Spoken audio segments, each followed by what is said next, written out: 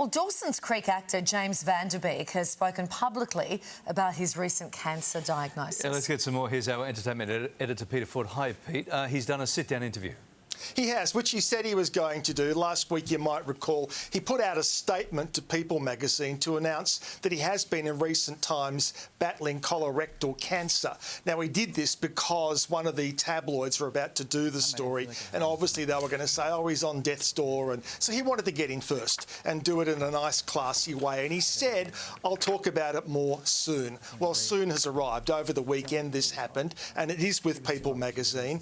And as you'll see in this clip I'm going to show you, he's really, he's very vague about how long he's been dealing with it. Some of it suggests to me it probably could be as long as a year, but either way, he's telling this story in his own terms, and as you can see, he's very calm, he's very focused, he's very positive, despite the challenges. So, yeah, pretty impressive attitude, and the right attitude to have to put up a strong, focused fight. Yeah. And do you remember what he said last week? It made me feel really sad, Pete. He said that he had to apologise to close friends who he hadn't even had a chance to tell. And he said, none of this is on my timeline. The fact that the tabloid media was threatening to expose his story.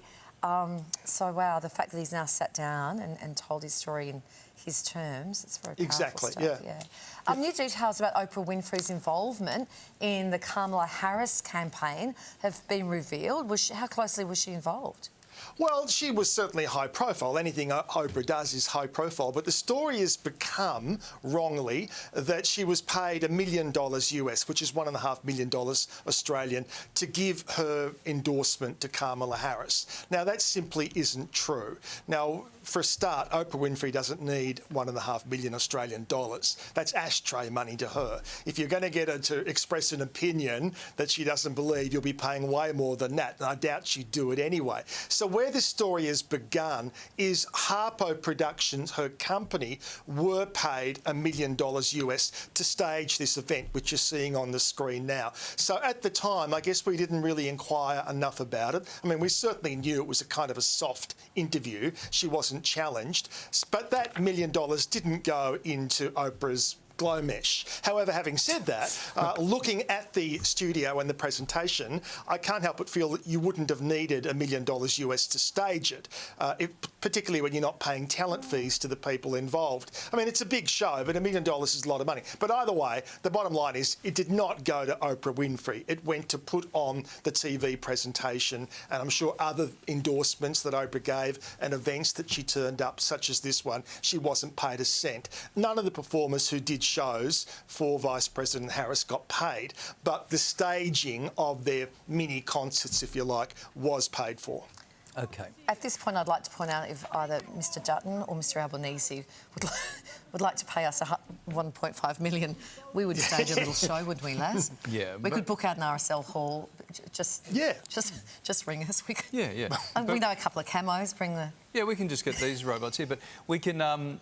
If we can get it in crypto, that's easiest for us to manage. It's harder to trace. Pete, Wicked has touched down in LA. Yes, the biggest premiere of them all, as we are now only a couple of days away from the movie being released. As you can see, they're all there. I mean, the LA one, you got to turn it on, right? And as you can see, Jonathan Bailey, who actually had a pair of ruby slippers on, or something resembling ruby slippers, but Cynthia and Ariana, gee, I tell you what, they've been working it. I mean, they've been going right around the world. They've been extremely accommodating to all the fans. One of the surprise people who actually turned up, seemingly unexpectedly, was J-Lo, who of course has been very much in the news in recent times, and nobody thought she'd be there. There seems to be no great connection. Interestingly, the director of the movie, John M. Chu, wasn't there because his wife was about to give birth to a baby, so he skipped the LA premiere. That's the big one. Now, there are no official reviews as yet. There aren't allowed to be. There's an embargo. But people who are not under that embargo, people who've been in the audience, have obviously been talking, and it's all very, very positive. So in a couple of days' time, we'll have those official reviews. And, you know, one of the fans who was there was overexcited, particularly to meet, you don't get to see the red shoes in this, but here's one fan excitedly meeting Jonathan Bailey.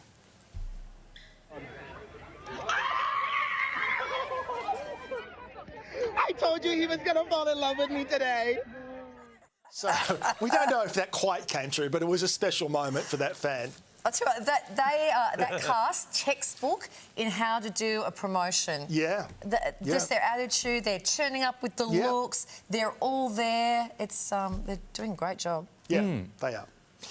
Yeah, they really are. It's such a... Is it it's a film, yeah, or musical? It's a thing? It's a musical film. Oh, beautiful, yes, yeah. It's a movie. They're doing a great job of getting that message out there. It's a movie and they break out into song. You'll love it. Yeah. Gladiator must come out soon, does it? Exciting news for cold Chisel fans, Pete. Yeah, for the Sydney fans particularly, now they've found another 500